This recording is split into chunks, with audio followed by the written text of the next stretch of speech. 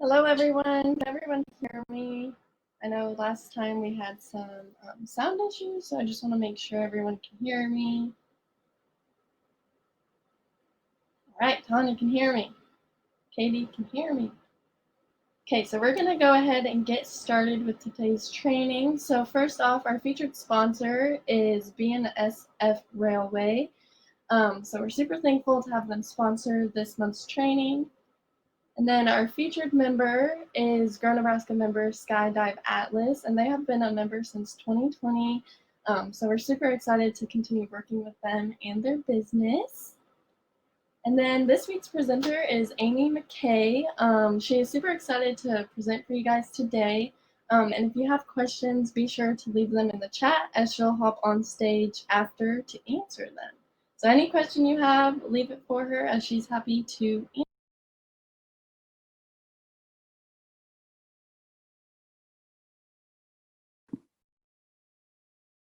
Hi there, welcome. I'm Amy McKay, and today I'm going to share some really fabulous tips with you regarding mindfulness and how to reduce stress and improve your well-being a little bit.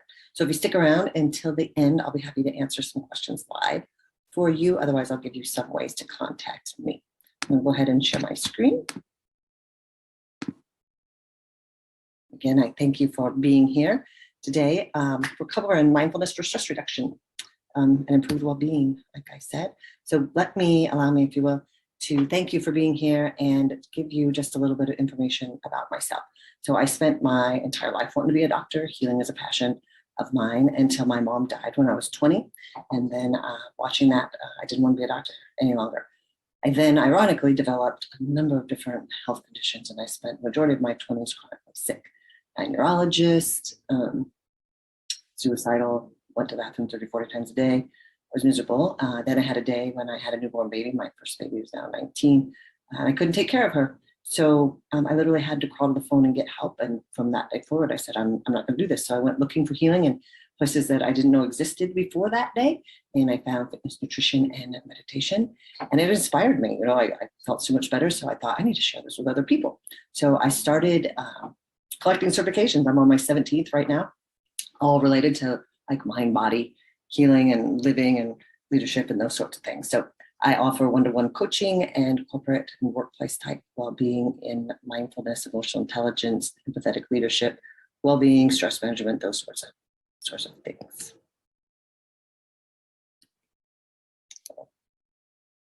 So let's go ahead and pause for just a minute. Invite you, if you want to, you can close your eyes. If not, just find a focal point. Feel your feet on the ground or in your shoes. Sense your hands in your lap. Your head kind of suspended in space.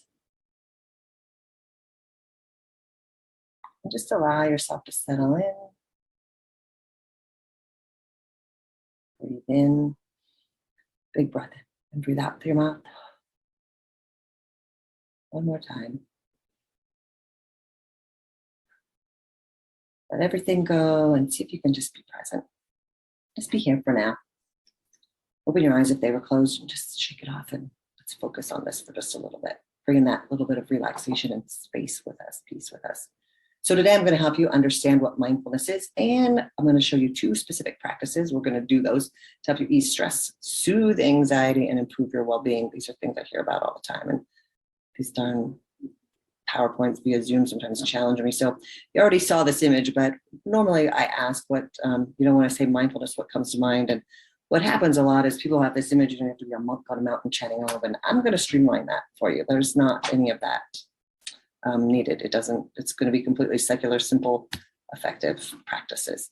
So to start, I want to make sure you understand that the formal definition, this comes from John Kabat-Zinn. He's the godfather, technically, kind of mindfulness in the US. He brought it here in the West with MBSR, which I'll explain another time. But basically, he defines it as mindfulness means paying attention in a particular way on purpose in the present moment and non-judgmentally. So basically, it means being okay, being aware of what is going on and being okay with it.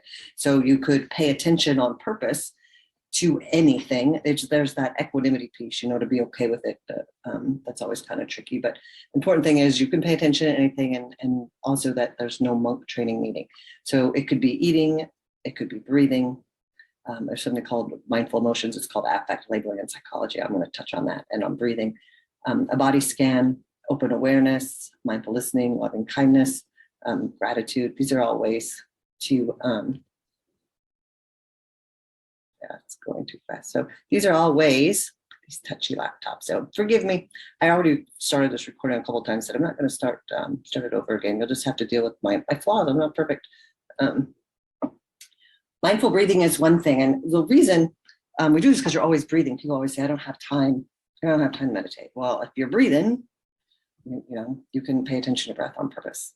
So that's one thing. So we're going to do a practice. I'm going to walk you through this just a little bit so that you understand. So go ahead. And again, we call it a mindful body sometimes, but it's just being choosing a position and being aware of that position in which you're in. And for today, I invite you to sit if it's comfortable. If it feels very uncomfortable, you can lie down. The thing is, sometimes people fall asleep if they're lying down. So I always encourage people to practice sitting up at first, but if it brings up trauma-sensitive mindfulness has become a big deal. If you don't feel safe, then you have to choose a different position. So just remember that at any time, if you feel uncomfortable, just stop. You don't have to continue if you decide to practice, or you decide to practice this on your own. So put your feet on the ground. Your spine's erect, but it's not stiff. It's kind of like a tree. So you're rooted and connected. And that's so you can pay attention to your body. If you're all slouched over, it's hard to pay attention. We're tuning into ourselves. So raise your shoulders up and then drop them down. Allow your eyes to either close or lower your gaze and find a focal point.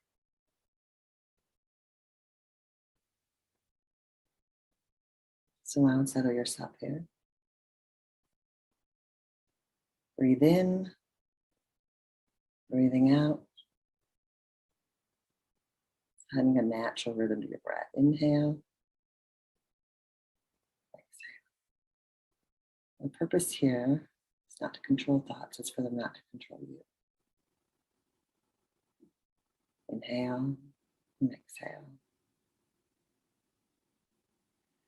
You might begin to notice where you sense your breath the most. The most common places are under your nose, at your chest, or at your abdomen.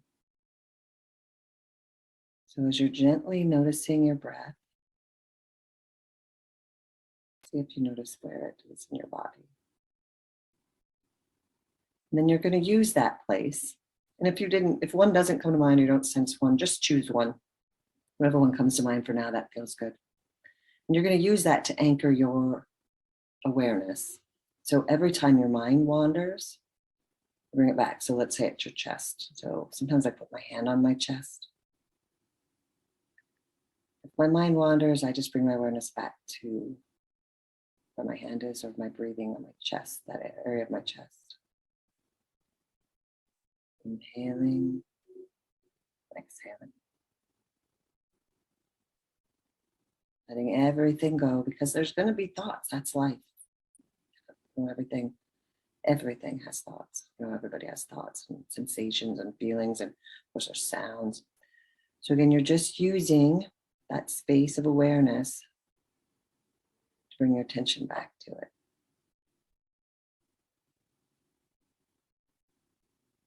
Sometimes it's easier than other times.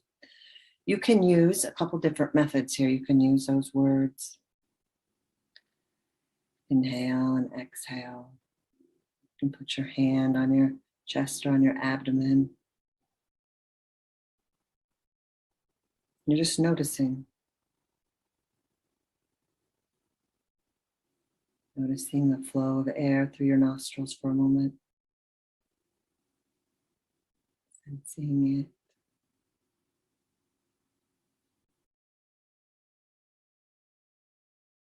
Bring your awareness to the rise and fall of your chest.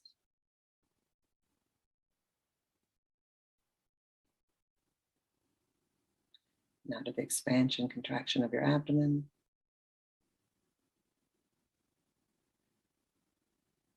And if you 1 or 2, you could always count, and there's a number of different ways to do this, but one way in mindfulness is just to count the inhale and the exhale. So you count 1 on the inhale and exhale.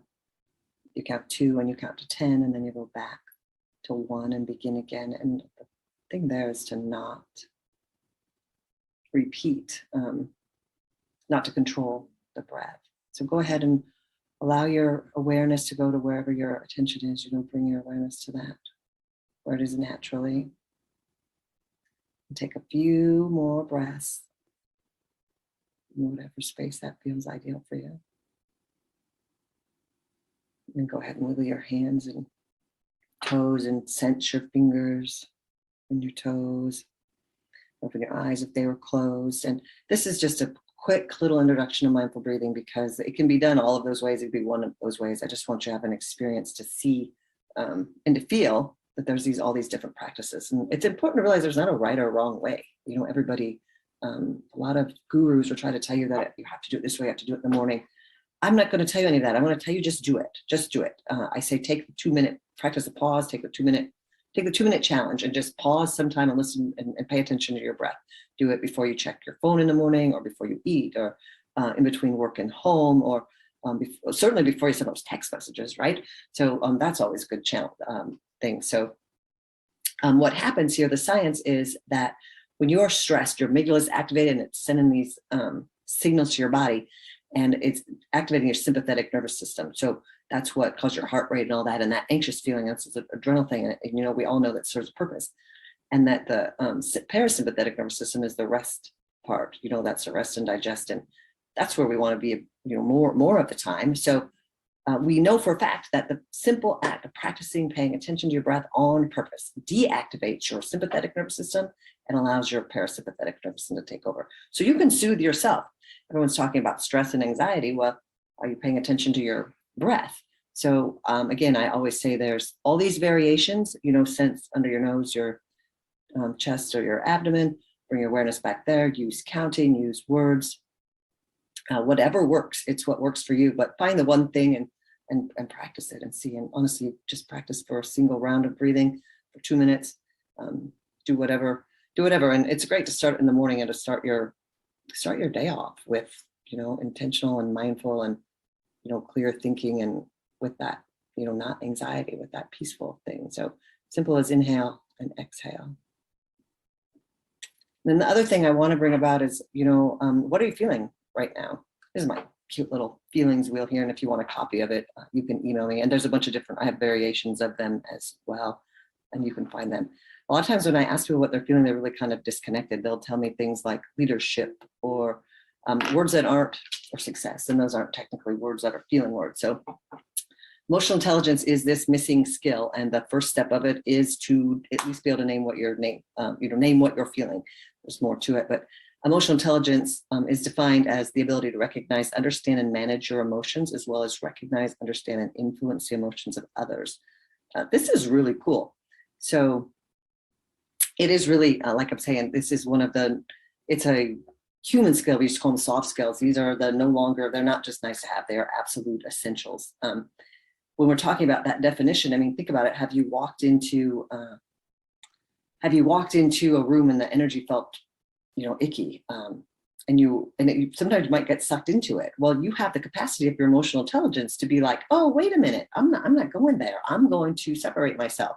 So I have this eye here because it's insight into understanding your emotional processes. You won't be so emotionally reactive. I'll give you this hand analogy. Here's what happens when you name your emotions. Hopefully this video is actually a video on me. So you take your hand, and this is from Dan Siegel. He's another leader in neuroscience of mindfulness. So this is your brain stem, the back of your neck, and the palm of your hand being your amygdala, which is just here, the back of your head. Again, if you did this tiny little part there. So bend your thumb over and your hand over, and this is your cortex, top of your head, and right here's your prefrontal cortex, your shoulder. So what happens is you flip your lid, you get mad, your amygdala gets activated, whoop, you get upset, right? This is activated. We know your prefrontal cortex, this is where all emotional intelligence, all executive functioning is in this prefrontal cortex. Well, you can't get here to your executive functioning if you're all ticked off, stressed, in survival mode, and this part, the amygdala part. But we know that name it to tame it is a great phrase for you to remember. Name what you're feeling. You begin to rewire. Neurons that fire together wire together. So the more you practice naming it, the more access you have to that circuitry in your brain. So it may seem, I don't know, voodoo or woo-woo or not worth it, but you have the capacity. Everyone needs to be empowered a little bit, and you have the capacity to rewire your brain by, again, paying attention. These are things, paying attention to your emotions, naming them.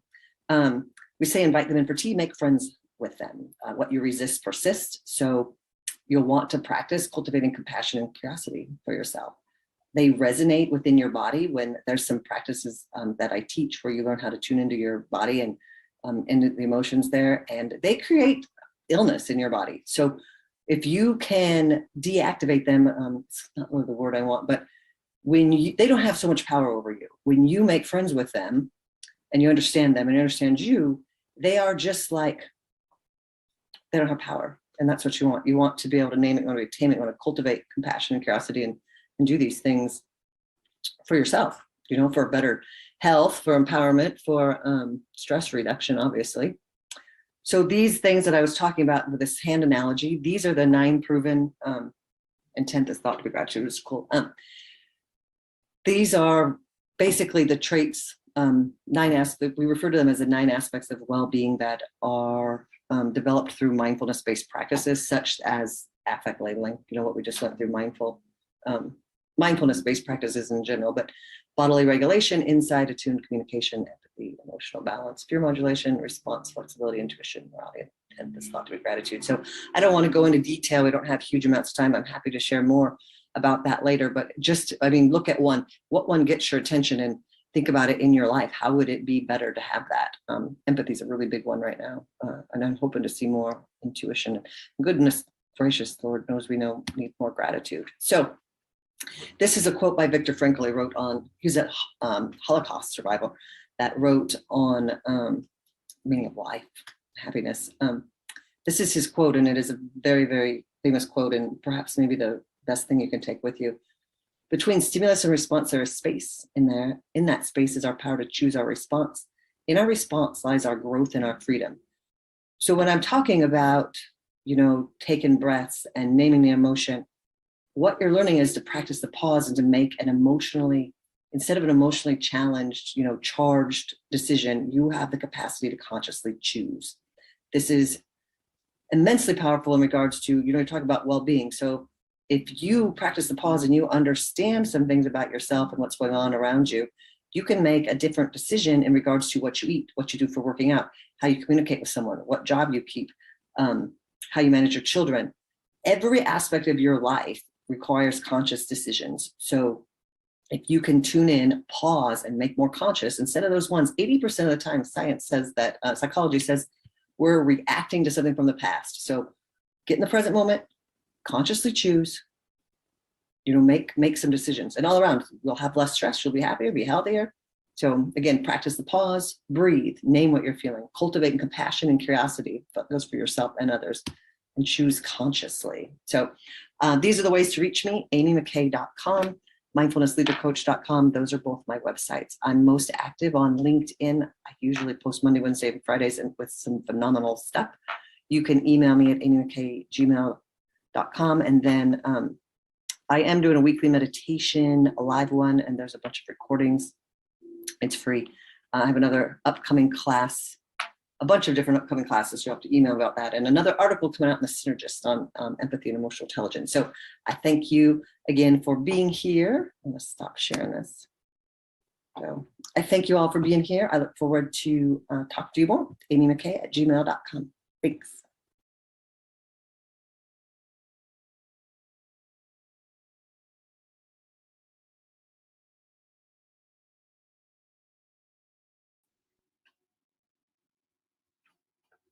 Hello, can you hear me?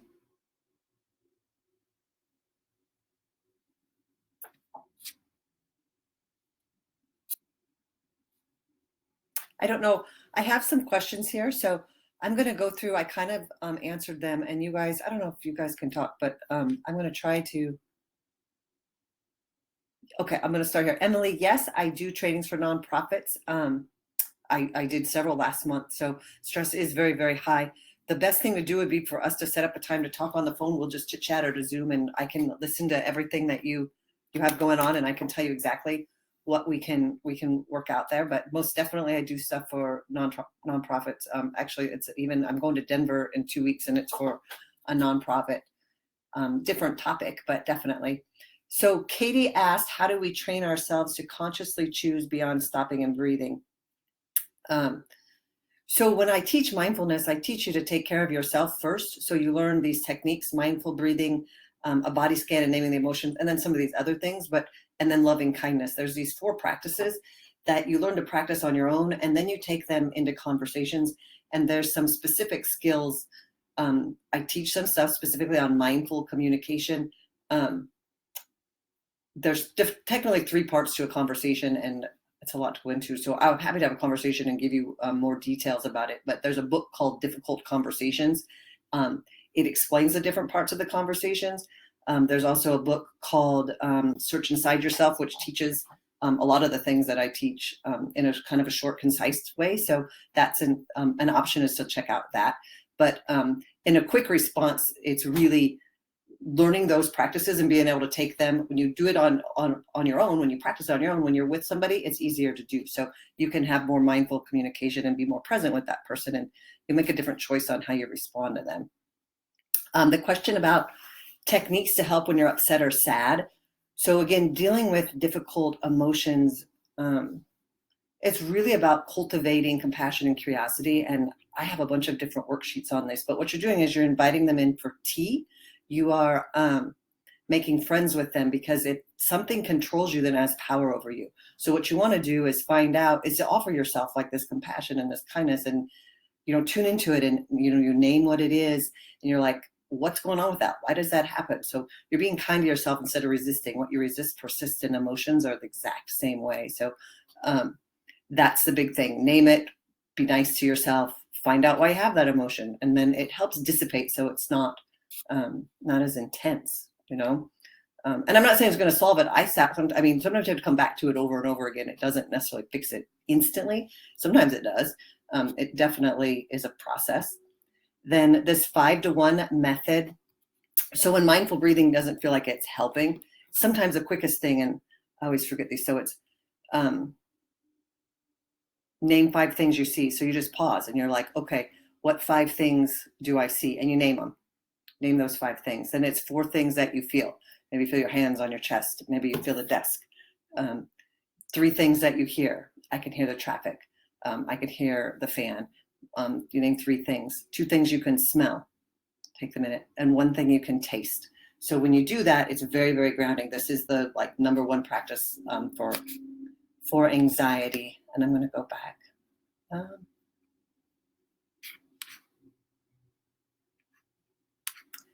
Do you talk to people about how to lessen stress, eating, and other bad habits? Absolutely. Again, this comes about to being, it's about being mindful of what you're eating. For a while, I was catching myself standing up to eat. So I'm like, boy, I'm not being very mindful, and I'm in this big, huge rush. So yes, Emily, I see that. Please reach out via email or text or call me, 402-740-9847, if that's easier. And it's amymckay@gmail.com if you want to set up a time. When you pause, and there's a specific mindful eating practice where you're bringing your attention to your full experience. Like mindfulness is about bringing awareness to all these, when you go to eat the food, how often you're just eating it, and people are sitting on their phones, or they're watching TV, or they're just hurrying up to get done and move on to the next thing, your thoughts somewhere else. When you bring your attention and your thoughts to your eating, and you can Google it, there's the practice. If you go on YouTube, you can find them. I think they use a raisin typically. Mindful eating with a raisin. It will walk you through what that practice looks like. But it's really like, smelling it, and you don't have to eat that way all the time, but there's this very specific practice to like eating a raisin and how powerful, it just shows you how powerful it is. But you could bring awareness to your eating by simply like honoring that you do, smell it before you eat it. Just take a few moments I don't do it with my whole dinner, but I'll sit with a cup of tea. I'll just sit with a cup of tea and I'll sip it, and I'll be grateful for that experience. I'll be grateful for the people that, when you think about how did I get that tea, like all the things that went into place for it. So that helps to be a little bit more mindful about what we're eating. A lot of times we have self-sabotaging habits, some bad habits, and those are belief systems, and those are questions in the coaching part. So you have to find out, what beliefs you have that are going on about that. People have emotional addictions to food. There can be hormonal imbalances. There can be a lot of different things that come out, but you can, stress eating. And again, it's being aware, like, what am I stressed about? Am I going to go eat? And asking yourself, if you still do the same thing where you cultivate compassion and curiosity about it, you can make a different choice. Yes, I do feel that resisting emotions is unhealthy. There's a lot of science on emotional, how they resonate in your body. So when you when you start to do this stuff, I'll give you an example. I do a mindful emotions sheet when I teach in organizations. We do a meditation where I list these emotions, and it comes from this training I have for high school, actually, but I use it with adults as well. So you just name the emotion. I go through a sheet where you're relaxing and tuning into your body, and I'll name different emotions, and people will feel those emotions in different parts. So let's say I say anger. I had someone, every time I came to we came to anger, he would feel like his arm was on fire. Well, he's holding energy there of some sort. So it did go away, but he had to do that practice of, hey, what's going on, and not judge it. Like, be like open to, hey, as it turns out, I'm mad about this, and now I know I need to have a conversation with somebody about it. When I was doing some training on it, I had this black X across my chest with, I don't know what emotion it was, but I had to figure out what it was that I was resisting. Anytime you resist anything, you put up a wall and block out anything. How can you receive anything that you need if you're in a state of resistance? So I always encourage people to tune into that. And again, to cultivate compassion and curiosity and be kind to yourself. They're not bad. When we start labeling emotions as bad, and I hear that all the time, and people be like, oh, anger's bad and sadness is bad. They're difficult. Yes, they're very, very much so difficult emotions, but they're not bad. I mean, and maybe ask yourself why you feel it is bad. It might help you move through it. What you want to do is not resist it and not allow it to have a charge in your life. You want to acknowledge it. And think about it when you talk about resisting something. If you are trying to get through to somebody, if you're trying to have this conversation and explain yourself to somebody and they are not getting it, it ties up a bunch of energy, and there's all this like icky stuff, and you're going to get frustrated. Well, your emotions are the same way. They will wreak havoc, and they can actually create disease. I have a bunch of different resources on that, but they can create disease in your body. So we don't want to, different parts, like in Chinese medicine, as an example, like your liver means anger. A lot of times people that have liver issues have anger issues, and different organs. It isn't always that cut and dry, but just know that resisting your emotions isn't going to be it's not going to be the most ideal and smooth path. So I always encourage to name it. That's the number one thing. Name it to tame it is the phrase, and dig deeper into it. Does that answer questions? I'll put my email here in the chat. I'm always, hold on.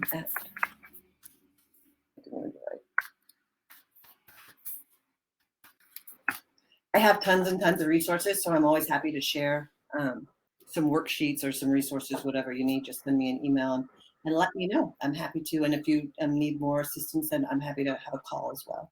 And thank you. I didn't say thank you. You guys are all awesome. Thank you very much.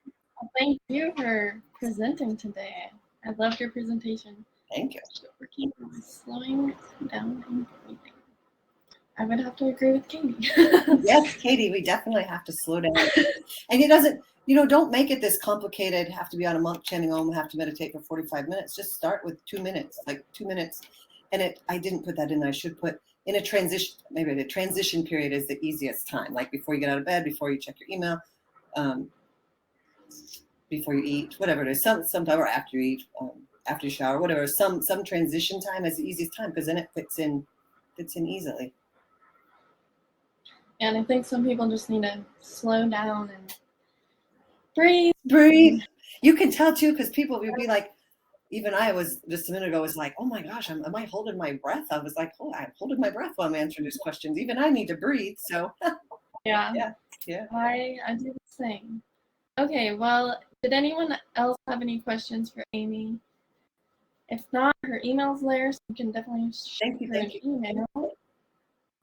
But I'll go ahead and exit you off the stage, and then I'll go ahead with my announcements. But thank you so much for presenting today, and we all hope you have a great rest of your week. Yeah. Bye.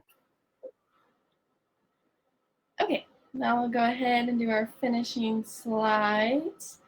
So thank you all for joining our training, and thank you, of course, to Amy for taking time out of her day to present.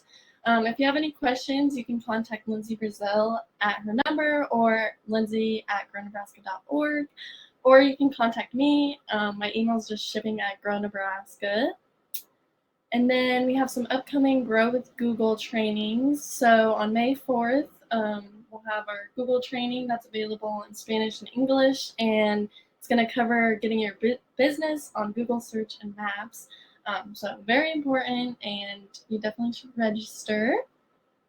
And then we have our Marketing Monday tips. This is a live on Instagram at noon every single Monday with Caitlin Pyatt, who is also a Grow Nebraska member. And she also has her own brand, which is Authentic Branding. So if you're a Grow Nebraska member and you tune in, you will be entered into a drawing for a 30-minute coaching session with Caitlin on her podcast, Start Marketing. So definitely check those out every Monday. And then we also have Market Tech Conference. So make plans to attend our Engaging Digital Marketing Conference in Kearney. It is on June 22nd, and you can just register through our Grow Nebraska page. But if any of you need help, you can reach out to any of the Grow Nebraska team members, and we will definitely assist you, as we are happy to. And then also be on the watch, as we'll have 2 May trainings on the last Thursdays of the month. So be on the lookout for those so you can register. And yeah, thank you guys for tuning in today, and I hope you have a great rest of your week.